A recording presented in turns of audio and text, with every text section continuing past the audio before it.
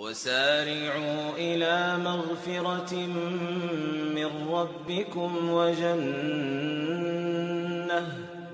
وجنة عرضها السماوات والأرض أعدت للمتقين الذين ينفقون في السراء والضراء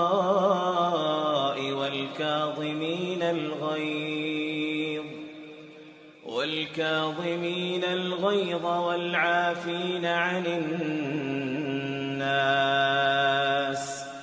والله يحب المحسنين.